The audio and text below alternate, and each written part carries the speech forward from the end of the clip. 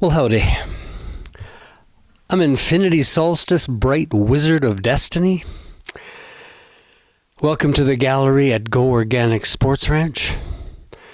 Beside me, I have a silkscreen by my artist friend, man-woman, called Abyss of Silence.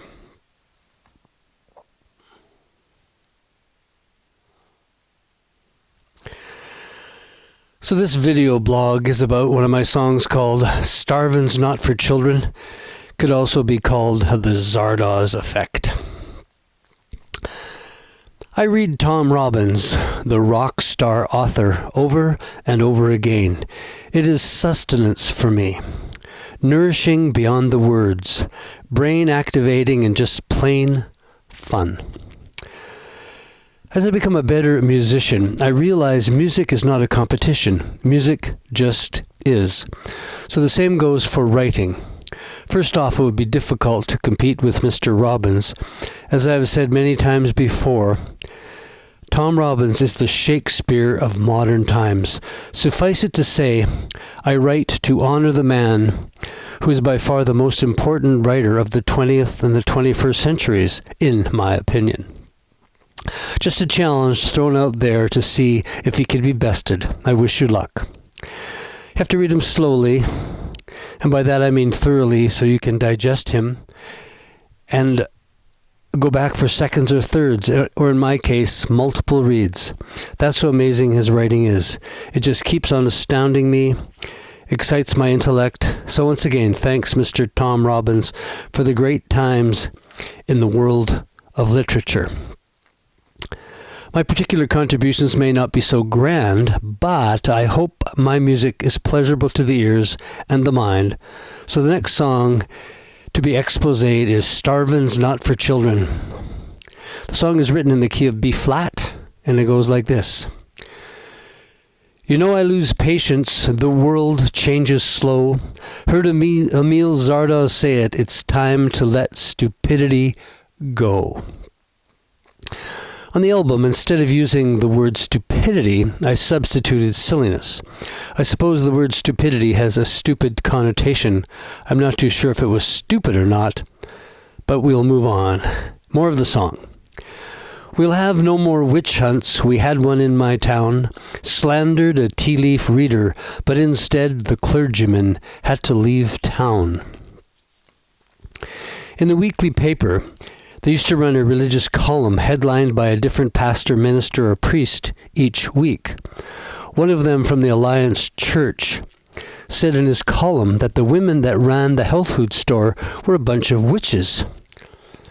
At this time, it was close to the end of the 20th century. So I was incredulous.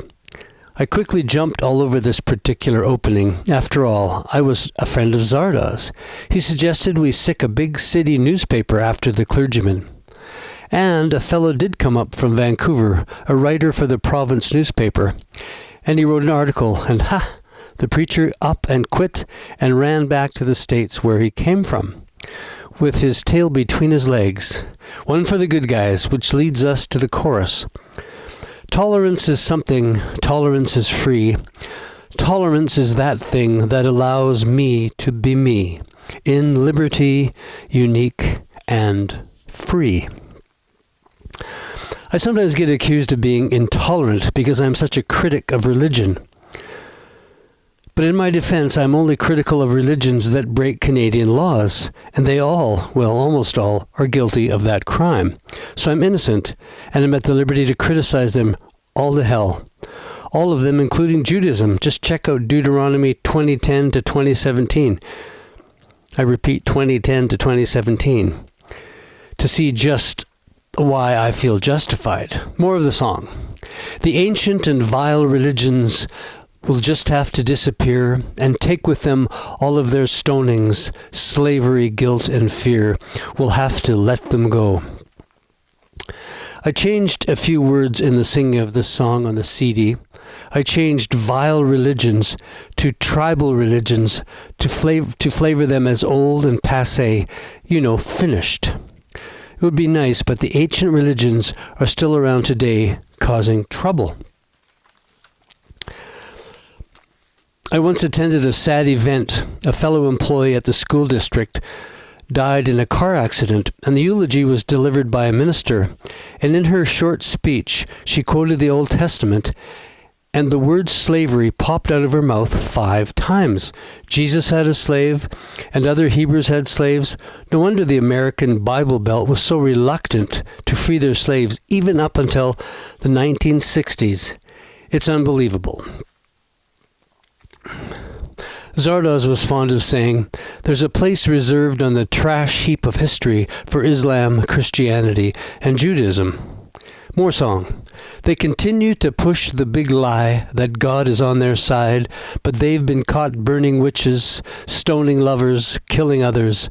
That's mental religious dysfunctioning. Zardoz had such a great way with words. He was the one that came up with mental religious dysfunctioning. See how smoothly it rolls off the tongue? Just a point of fact, the last witch was burned in England in 1914. Not that long ago. The Dark Ages weren't that long ago, it seems. This song is a welcoming to the end of the Dark Age. And all it will take is the riddance of these ancient and vile religions, because, more song. Truth is not relative to culture, race, or creed.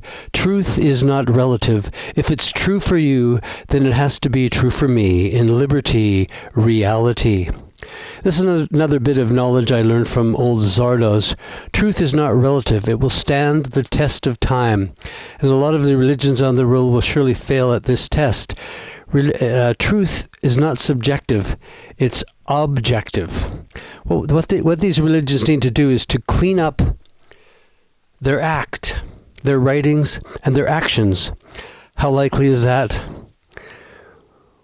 What we need is a big old garbage truck with a compactor to finish them off. Goodbye, good riddance, squish.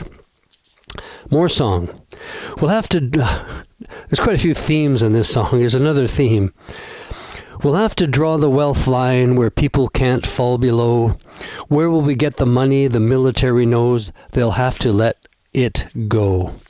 Militarism is rampant on the globe, rallied forward by the corporations that manufacture all this killingry. It's time to stop. They should ask themselves, what are they doing? Are we guilty of all this killing and destruction that we've created? What were they thinking? I suspect they were not thinking about it at all. Not thinking of the agony and the pain they cause, just their next vacation on that exclusive isle with a new luxury hotel that they own shares in. And on it goes, with no thought of the consequences. Yuck.